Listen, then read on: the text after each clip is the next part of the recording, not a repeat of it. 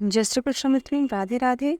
आज की इस वीडियो में आप कार्तिक मास के अंतिम 5 दिनों में सुनी जाने वाली कहानी को श्रवण करेंगे। यह परम पावन कथा श्रवण करने मात्र से पूरे कार्तिक स्नान के बराबर पुण्य फल की प्राप्ति होती है।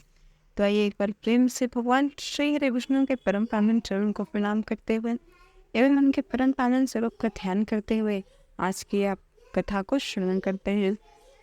किसी गाँव में एक साहूकार था। उस साहूकार का एक बेटा और बहू भी थे। बहू कार्तिक मास में प्रतिदिन सवेरे जल्दी उठकर गंगा स्नान के लिए जाते थे। प्रतिदिन वह सुबह जाते समय किसी भी पराये पुरुष का मुख नहीं देखते थे।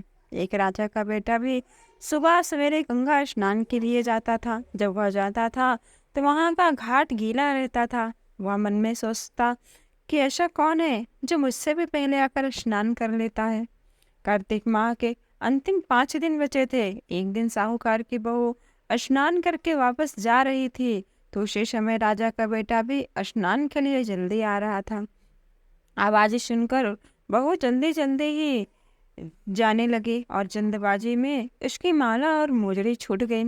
राजा के बेटे ने उसकी माला मोजड़ी उठाई और वह मन में सोचने लगा कि जिस स्त्री की यह माला मोजड़ी इतनी सुंदर है वह खुद कितनी सुंदर होगी। उसने पूरे गांव में यह ढिंढोरा पिटवा दिया कि जिसकी माला मोजड़ी है वह 5 रात के लिए मेरे पास आएगी। साहूकार के बेटे की बहू ने भी यह कहलवा दिया कि मैं 5 रात तेरे पास आऊंगी, लेकिन किसी को साख भरने बैठा देना। राजा के बेटे ने एक तोते के पिंजरे में बंद कर गंगा के किनारे टांग दिया। बहू सुबह के समय स्नान करने के लिए आई और पहला पैड़ी पर पैर रखा और बोली, हे कार्तिक के ठाकुर, हे राई दामोदर, पांचों पाड़ो, छठे नारायण, देख हम राजा उस पापी को नींद आ जाए। राजा के बेटे को नींद आ गई और बहू नहा धोकर जाने लगी तो तोते से बोली कि शुआ शुआ, मैं तेरे गल डालूंगी हीरा, मेरी शाख भरियो वीरा।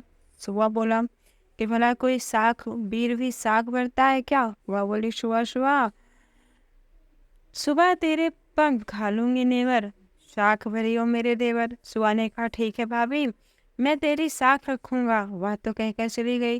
राजा का बेटा हड़बड़ा कर उठा और सुआ से पूछा, सुआ सुआ, क्या वह आई थी और कैसी थी वो? सुआ बोला, आभा की सी बुझनी, होले की सी झल, केला की सी कामनी, गुलाब का शरण। अगले दिन राजा के बेटे ने सोचा कि कोई बात नहीं, आज तो मैं बिल्कुल भी नहीं सोऊंगा। आज मैं अपनी उंगली में चीरा लगा दूंगा, इस कारण दर्द होगा और दर्द के कारण मुझे नींद नहीं आएगी। अब अगले दिन राजकुमार अपनी उंगली में चीरा लगाया और बैठ गया। सारी रात वह बैठा रहा कि उसे नींद न आए और इधर वह बहू भी भगवान से प्रार्थना करती रही कि किसी तरह से राजकुमार को नींद आ जाए।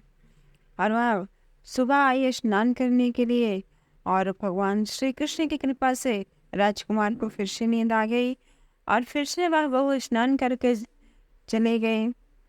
सुबह फिर राजकुमार ने तोते से पूछा तो फिर उसने वही सारी बातें वापस दोहरा दी। तो राजकुमार बोला कि आज रात में मैं अपनी आंखों में मिर्च डालकर बैठूंगा। रात में फिर वह राजकुमार अपनी आंखों में मिर्च डाल के बैठ गया। बहू फिर आई और प्रार्थना की कि जिससे उसे फिर से नींद आ जाए और उसे फिर से नींद आ गई। अब राजकुमार ने तोते की बहू से आने की बात पूछी तो उसने बताया कि हाँ वह आई थे। राजकुमार अब सोचने लगा कि आज रात को मैं बिना बिस्तर के बैठूंगा और ठंडी के कारण मुझे नींद नहीं आएगी। अब तो आज भी रात को वह राजकुमार बिना बिस्तर के बैठ गया। वह जब स्नान करने के लिए आई तो उसने फिर से भगवान से प्रार्थना किया। फिर से राजकुमार को नींद आ गई। अब वह जब नहाकर जाने लगी तो आंख बंद करके चली गई। राजकुमार जब उठा तो वह जा चुकी थी। राजकुमार फिर सोच में पड़ गया कि आज तो मैं अंगूठी जलाकर बैठूंगा, अंगीठी के कारण मुझे नींद नहीं आएगी। फिर वह रात को अंगीठी जलाकर बैठ गया। साहूकार की बहू आई और फिर से भगवान से प्रार्थना की कि हे प्रभु, आपने 4 रातें तो निकाल दी, अब यह रात और निकाल दो। भगवान ने उसकी बात रख ली। फिर से राजकुमार को नींद आ गई। जब वो नहाकर जाने लगे तो तोते से बोले कि इस पापी से कह देना कि 5 रातें पूरी हो चुकी है, वह मेरी मोतियों की माला मेरे घर भिजवा दे। सुबह राजकुमार की आंखें खुली तो उसने तोते से पूछा कि क्या वह आई थी। तोते ने बोला हाँ वह आई थी और उसने अपनी माला मंगवाई है। यह सुन राजकुमार सोचने लगा कि बात तो सच्ची है, तभी तो भगवान ने उसको सत्य रखा। कुछ समय के बाद राजकुमार को कोढ़ हो गया। राजा ने ब्राह्मण को बुलाकर पूछा कि मेरे बेटे का शरीर क्यों जल रहा है, किसी भी वैद्य की दवा काम क्यों नहीं कर रही है। ब्राह्मण ने विस्तार से सारी बात राजा को बताई। इसने क्या किया था? ब्राह्मण ने कहा कि इसने पतिव्रता स्त्री पर बुरी नजर डाली, इसलिए वह इस रोग से पीड़ित हुआ है। राजा ने इसके ठीक होने का उपाय पूछा तो ब्राह्मण ने कहा कि यह उस साहूकार की बहू को धर्म की बहन बनाए और रोज उसके नहाए हुए जल से यह स्नान करे, तब यह ठीक हो सकता है। राजा साहूकार की बहू की माला लेकर साहूकार के घर गया और बोला कि यह माला आपकी पुत्रवधू की है, इसे ले और आपकी बहू के नहाए हुए जल से मेरे बेटे को नहला दे। साहूकार बोला कि वह तो किसी पराये पुरुष का मुंह नहीं देखती, तो इसे कैसे नहलाए? तो पंडित जी ने कहा कि कोई बात नहीं, ऊपर वह स्नान करेगी, उसी समय इसे नीचे नाली पर बैठा देना। जब वह ऊपर से नहाएगी तो वह नीचे पानी बहकर आएगा और उसी नाली के पानी से आपका पुत्र नहा लेगा। राजकुमार ने ऐसा ही किया। कुछ समय बाद उसका शरीर चंदन सा हो गया। हे पंचभीखु देवता, जैसे आपने साहूकार की पुत्रवधू का सत्य रखा, वैसे ही सबका रखना, सबकी मनोकामना पूरी करना। आइए अब पंचभीखों के परम पावन गीत को श्रवण करते हैं। एक बार प्रेम से बोलिए भगवान श्री कृष्ण की जय। अब दामोदर मास की कथा को श्रवण करिए। एक दिन माँ यशोदा भगवान श्री कृष्ण को दुग्ध पिला रही थी। तभी उन्हें याद आया कि उन्होंने रसोई में दूध चूल्हे पर चढ़ाया हुआ है और अब तक तो वह उबल गया होगा। माता ने लाल को बोझ से उतारा और उबलते दूध को आग से उतारने के लिए चल दी। भगवान श्री कृष्ण को बहुत ही रोष आया और उन्होंने अपना रोषीला सबर किया और भगवान श्री कृष्ण मन ही मन बोलने लगे कि मेरा पेट तो अभी तक भरा नहीं और मैया मुझे छोड़कर रसोई में चली गई। बस फिर क्या था, भगवान के ने सामने दही रखे हुए मिट्टी के बर्तन को पत्थर मार दिया और उस मिट्टी के बर्तन को तोड़ दिया। अब तो सारे कमरे में दही और मक्खन बिखर गया, परंतु इससे भी भगवान श्री बालकृष्ण का गुस्सा शांत नहीं हुआ। उन्होंने कमरे में रखे सभी दूध और दही की मटकियों को तोड़ डाला। इसके बाद छीके पर रखे हुए मक्खन और दही के मटकों को तोड़ने के लिए एक उखली के ऊपर चढ़ गए। उधर यशोदा मैया जब दूध संभाल कर मुड़ी, तब यह सब देखकर बहुत ही हैरान हो गई कि पूरे कमरे में दूध दही मक्खन बह रहा है। माता को अत्यंत क्रोध आया और भगवान श्री कृष्ण अपनी माँ को देखकर तुरंत ही ओखली की तरफ कूदकर सरपट भागे। अपने घर में माखन चोरी की श्री कृष्ण भगवान की यह पहली लीला थी। माता यशोदा श्री कृष्ण को पकड़ने के लिए उनके पीछे पीछे दौड़ी। मैया तो माँ की वात्सल से भगवान को बालक ही समझ रही थी। वह उन्होंने सोचा कि आज कन्हैया को सबक सिखाना ही जरूरी है, क्योंकि उसने पूरा घी दही और मक्खन को बर्बाद किया है। अतः मैया ने छड़ी उठाई और उनके पीछे पीछे भागी। यह तो निश्चित है कि सर्वशक्तिमान अनंत गुणों से विभूषित भगवान को यदि अपने आप भगवान न पकड़वाए तो इन्हें कोई पकड़ नहीं सकता। यदि वो अपने आप को न जनाए तो इन्हें कोई जान नहीं सकता। मैया यशोदा का यह परिश्रम देखकर भगवान श्री कृष्ण ने अपने जाल को थोड़ा धीमा किया और माता ने उन्हें पकड़ लिया और वापस नंद भवन में वहीं पर ले आई, जहाँ उखल पर चढ़कर भगवान बंदरों को वापस बांट रहे थे। सजा देने की भावना से माता यशोदा भगवान श्री कृष्ण को उखल से बांधने लगे। जब रस्सी से बांधने लगी तो रस्सी 2 अंगुल छोटी पड़ गई।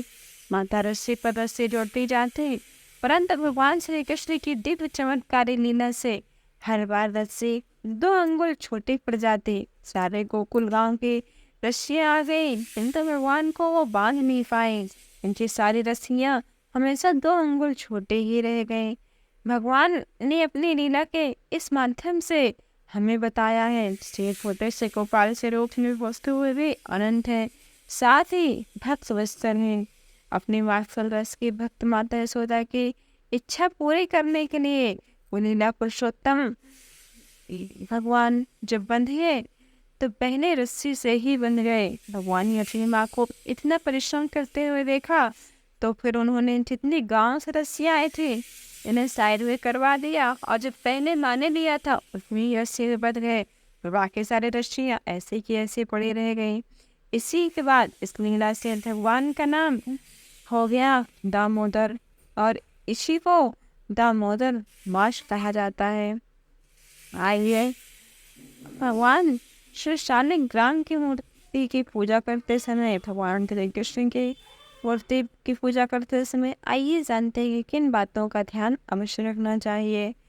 जैसे आपके घर में भगवान शालिग्राम या भगवान श्री कृष्ण लड्डू गोपाल की मूर्ति है तो इन चीज़ों का हमेशा ध्यान रखना चाहिए कि शालिग्राम की मूर्ति जितनी छोटी हो या कृष्ण भगवान की मूर्ति जितनी छोटी होती है उतनी ही फलदायक होती है। कुछ साप बित्री के अभाव में यदि आपके पास कोषा नहीं है तो बिक्री कराने के लिए कुछ नहीं है तो आप सोने की अंगूठी धारण करके भी पूजा पाठ आदि मांगलिक कार्य कर सकते हैं। और भगवान की पूजा में कुमकुम का तिलक प्रशस्त माना गया है। आचमन हमेशा 3 बार करना चाहिए, इससे त्रिदेव ब्रह्मा विष्णु और महेश प्रसन्न होते हैं। भगवान के चरणों की 4 बार, नाभि की 2 बार, मुख की 1 बार और समस्त अंगों की 3 बार या 7 बार आरती उतारनी चाहिए। भगवान की आरती समय अनुसार जो घंटा नगाड़ा झांझर थाली या शंख इत्यादि बजाते हैं उनके ध्वनि से आसपास के वायुमंडल के कीटाणु सारे नष्ट हो जाते हैं। हवन में अग्नि प्रज्वलित होने पर ही आहुति दें। संध्या अंगूठे से अधिक मोटी नहीं होनी चाहिए तथा 10 अंगुल लंबी होनी चाहिए। मेरुहीन माला या मेरु का उल्लंघन करके माला जप नहीं करना चाहिए। माला रुद्राक्ष तुलसी एवं चंदन की उत्तम मानी गई है। माला को अनामिका पर रखकर मध्यमा से चलाना चाहिए। तिलक करते समय सिर पर हाथ या वस्त्र रखना चाहिए। माला का पूजन करके ही जाप करना चाहिए। जप करते समय दाहिने हाथ को कपड़े या गोमुखी से ढककर रखना चाहिए। जप के बाद आसन के नीचे भूमि को स्पर्श करके नेत्रों से लगाना चाहिए। जप करते समय जीभ या ओठ को नहीं हिलाना चाहिए, इसे उपांश जप कहते हैं। इसका फल 100 गुना फलदायक होता है। तो एक बार प्रेम से बोलिए भगवान श्री हरे विष्णु की जय। तो यदि ये वीडियो आपको अच्छा लगा हो तो वीडियो को लाइक शेयर अवश्य करें और ऐसे ही कथाओं के लिए हमारे चैनल को सब्सक्राइब कर बेल आइकन प्रेस करना ना भूलें।